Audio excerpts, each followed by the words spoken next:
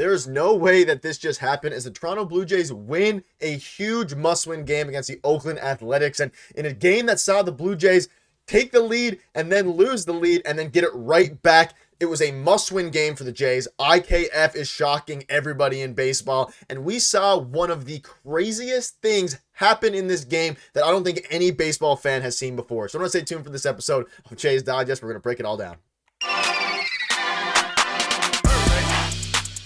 What's up, Jays fans? It's Gosse, your host of Jays Digest, and what a game for the Toronto Blue Jays.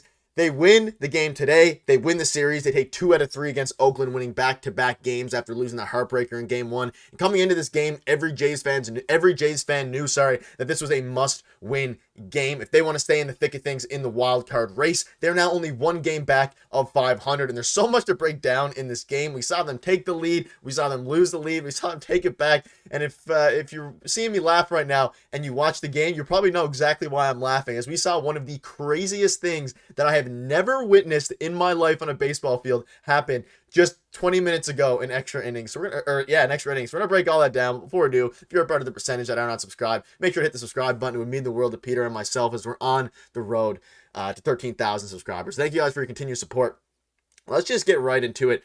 What a wild game. The Toronto Blue Jays, obviously, huge game today. They have a tougher schedule now against the Brewers. The Yankees are coming up and a lot of things like that. And we knew coming into this game that and this was a game where Bowden Francis is pitching. Of course, Alek Manoah is out for the season, so the 5th starter spot is up in the air. And we saw Bowden Francis go 4 innings of shutout ball, but the narrative coming in was the Jays need to win this series. They need to potentially sweep it. They obviously lost the first game, but coming into this game, they needed to take home the win to give momentum into the next game. And now we're only 1 win back of being 500 and 2 games back of the wild card spot, which, if you asked me that a couple weeks ago, or even just at the point of the season where we are with all the negative drama that's been around the Blue Jays and how bad they've been playing, they're starting to turn it around a bit, and things are looking okay for the Toronto Blue Jays, and they got the job done today. Bowden Francis was really good. Zach Pop was filthy, struck out the side, and then the bullpen held it down, specifically Jimmy Garcia and Genesis Cabrera. But that's not what we're going to really be talking about today. But shout out to the pitching staff before we get into it. The offense is what we're going to be talking about today. Now,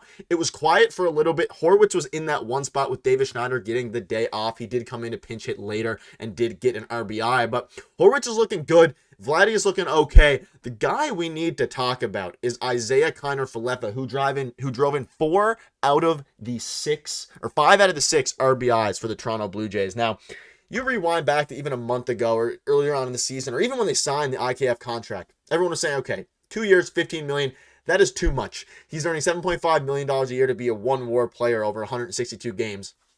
Fangraphs had IKF projected at about 1.1 WAR over 162 games. He is currently at over a 1.1 WAR through 60-odd games that the Jays have played, a bit more than that.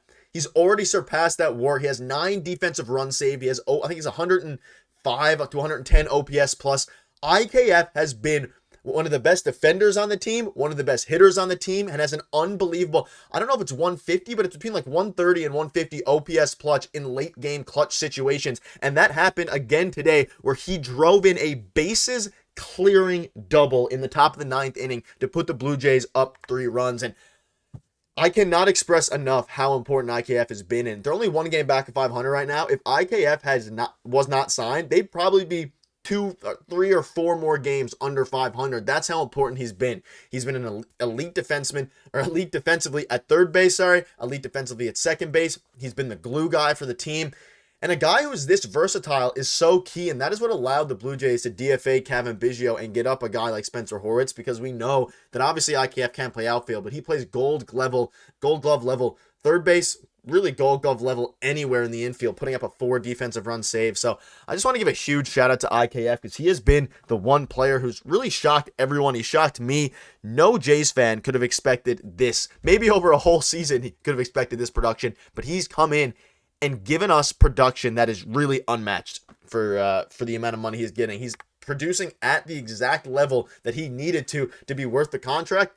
And surprisingly, he is doing just that. So huge shout out to IKF. And again, shout out to Justin Turner, Vladdy, and Spencer Horwitz for holding it down. But IKF was the guy. He got the RBI single earlier in the game. I think it was the 5th inning. He got the bases clearing double that really blew the game open, because they lost the lead, and Jays fans were in shambles in the bottom of the 7th when they were up 3-1, and they ended up coughing it up, being and then they ended up losing the lead there. It was really rough for a while, and you can see Trevor Richards came in. He's been so dominant this season. I'm not going to hate on him at all, but coughed up the lead, and Jays fans are thinking, wow, we're about to be 2 games back at 500, but we're about to lose 2 out of 3 against the Oakland Athletics after a couple series ago losing 3 out of 4 against the Detroit Tigers. If the Jays want to make a push in this playoff run and even just, competing for a wild card spot, this is what they had to do. You cannot lose series. The Detroit Tigers one was rough enough, but this one against the Oakland Athletics was a must-win game today. Many Jays fans out there were saying it was a must-win game, and ultimately it was just that. And I want to show you a clip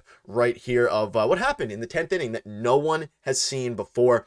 There was a pop-out to Yusei Kikuchi, or not to Yusei Kikuchi, to the first baseman, and because of the way the Oakland Athletics Stadium is built, Jays players were sitting on Gatorade cans or bottles, whatever you want to call it, and Kikuchi looked like a linebacker and completely took out the first baseman. You can see it here. I'm going to play this a few times for you. It is one of the crazier things I've ever seen. A pop out to first base, Kikuchi runs and just levels them. And if you were watching the game, I'm not going to include it for you here. There were some hot mics from the Blue Jays pitching staff and from the players that said some of the funniest things. Go check it out. I highly recommend. I'll show it one more time for you guys. Just Kikuchi absolutely leveling the first baseman. And of course, he was called for obstruction and he was out. But no one had seen what happened before. Dan Schoen and Buck Martinez were in shambles. I suspect there'll be some more talks about this as it goes on because it was the right call. Kikuchi obviously got in his way. Ended up being an out for Davis Schneider, who was the batter at the time. But no one had ever seen that happen before. Let me know in the comments if you've ever seen anything like that. I'm sure it's happened at some point in the MLB.